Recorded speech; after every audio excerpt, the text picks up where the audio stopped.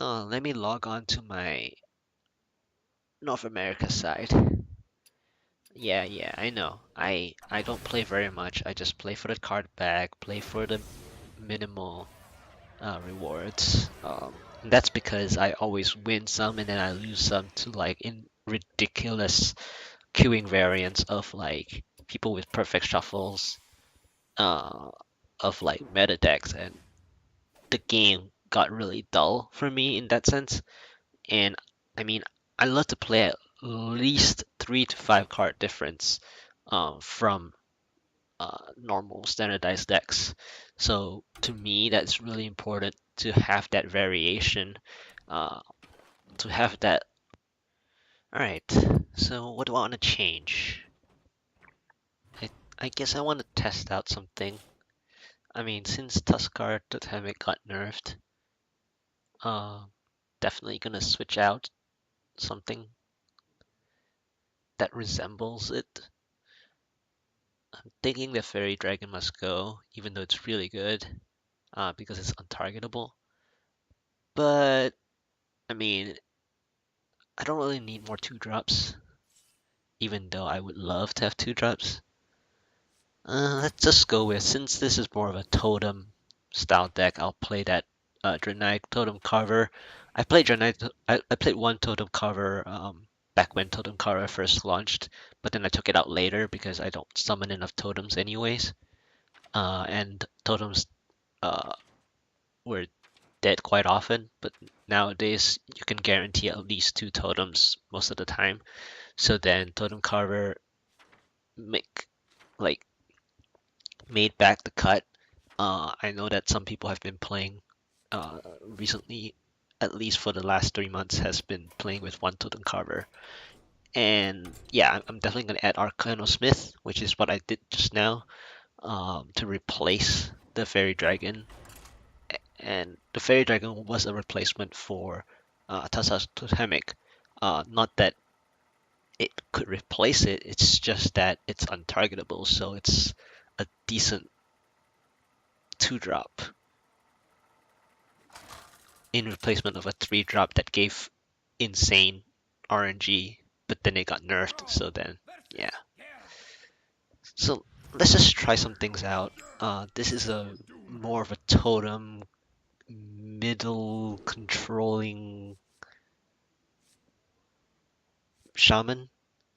I mean, I named it aggro shaman, but it's it all comes down to whether I draw like an aggro shaman or I draw like a totem shaman.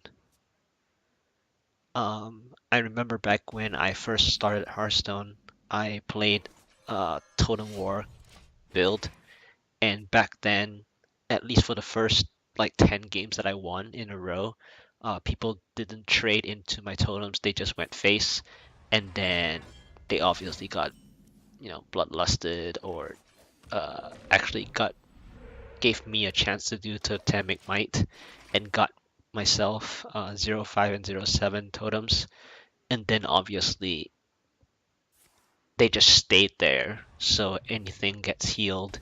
And back then, the healing totem also healed me for one, so my net gain was just enough to keep me alive.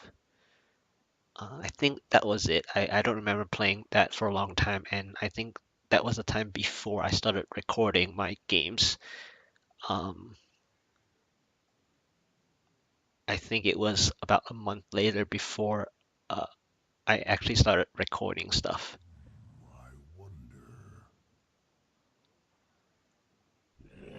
because that was the time I was starting to learn Hearthstone as a shaman. I actually learned as a shaman after I learned the mage through the tutorial, and just got bored of the mage a little bit and decided to try shaman because I mean, totems seemed like bought presents at the time. So here, I mean, I saw Flesh Eating Ghoul. That was kind of weird. And since I have so many totems out, um, I mean, the only bad thing is if he's playing a deck that's like an arena deck that has MC tech, and if my 5/5 gets stolen, then I am in a bit Uh, I mean, I am in trouble if it's MC Tech, considering that he played a flesh-eating ghoul. Uh, flesh-eating ghoul in a warrior seems like a greedy version of a warrior, and when I mean greedy, it means that the aggressiveness is really greedy, considering that why would you play flesh-eating ghoul when you can play frothing berserker? It just seems like a greedy version of play because um, frothing you actually don't really trade. You actually make your opponent trade so that the frothing can get increased damage.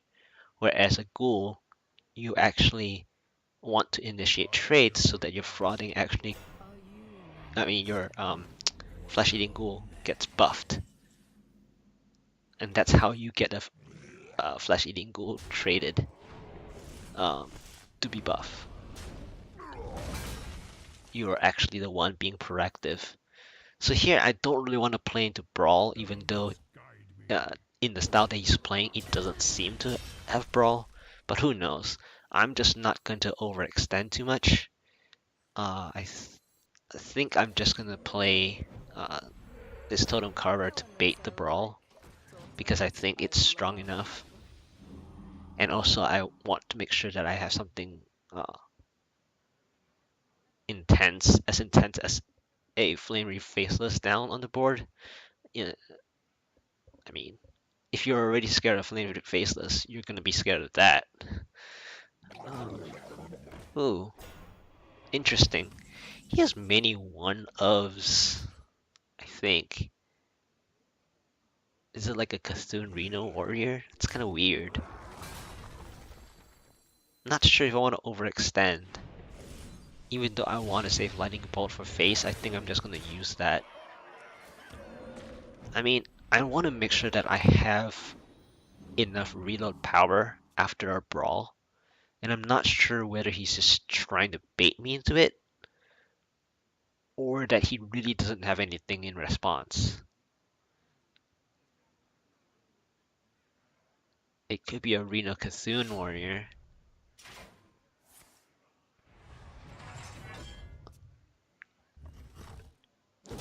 But it also looks like some kind of warrior that's like a stall warrior.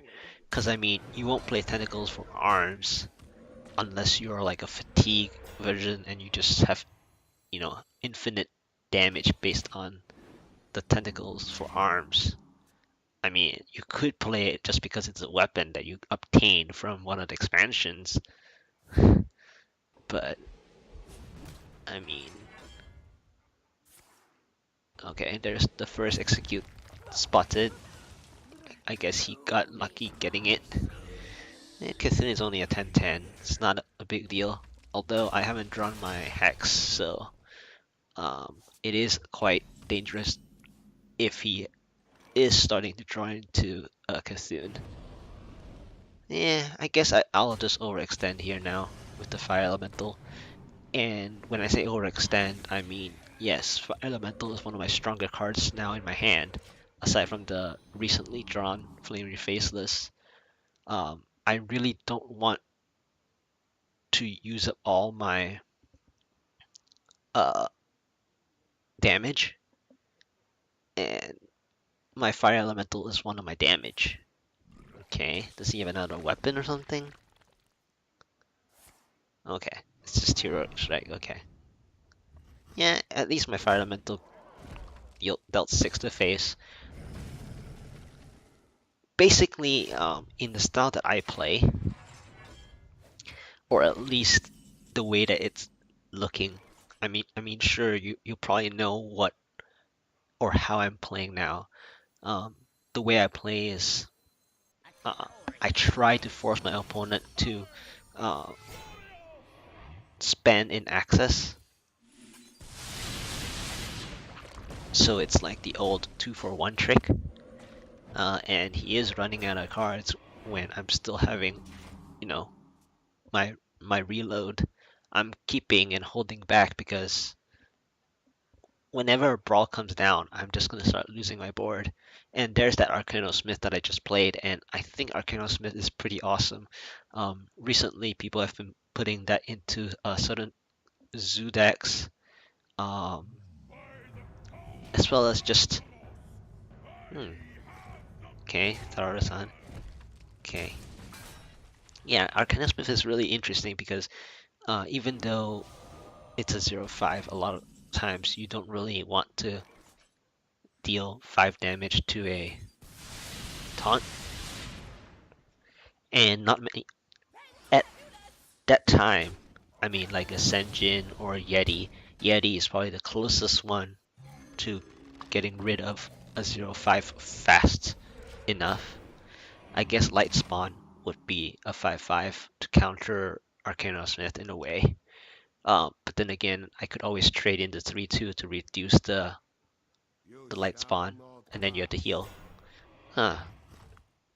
Shield Bearer. So it is a stall. It is a stall, basically a stall to fatigue warrior. Because, I mean, sure, he has Khatun, but that's like an offensive stance against